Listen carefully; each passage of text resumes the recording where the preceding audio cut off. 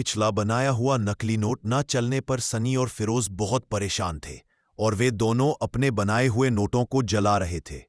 लेकिन सनी के मन में कहीं ना कहीं ये बात थी कि वह एक अच्छा नोट बना सकता है और सनी अपने बनाए नोट में कमी ढूंढने लगता है।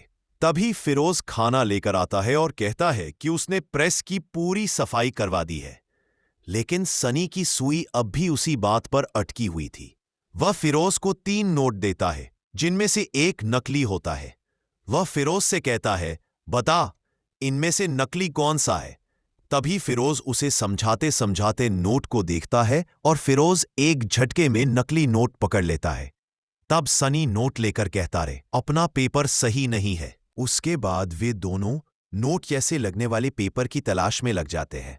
वे सारी किताबें, लाइब्रेरी और कई अलग अलग जगहों पर जाकर पेपर ढूंढते हैं। तभी सनी को एक किताब में एक पेपर सही लगता है। वह फिरोज को दिखाता है और वह कहता है, ये देख। फिरोज उसे देखकर कहता है, बहुत पतला है। तभी सनी 2 पेपरों को आपस में जोड़ देता है। फिर फिरोज को भी वह पेपर ठीक लगता है।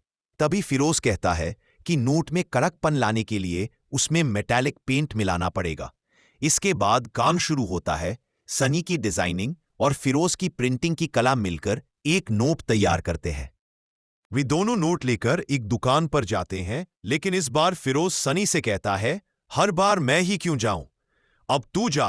तब सनी दुकान पर जाता है और इस बार दुकानदार को जरा भी शक नहीं होता और वह सामान दे देता है। वे दोनों वहां से निकल जाते हैं और रिक्शा में बैठे बैठे खुशी से झूमने लगते हैं। तभी एक आदमी इन दोनों को बंदूक दिखाकर पूछता है, ये नोट किसने बनाया। तभी बंदूक से डरता हुआ सनी कहता है, ये हमने बनाया और इसके सप्लायर और डिस्ट्रीब्यूटर हम दोनों ही हैं। सामने खड़ा आदमी अपने साथ वाले से कहता है, फिरोज को उड़ा दो। तभी फिरोज घबराकर कहता है, मैंने क्या किया, और इधर उधर भागने लगता है। लेकिन जिसके पास बंदूक थी उसने गोली चला दी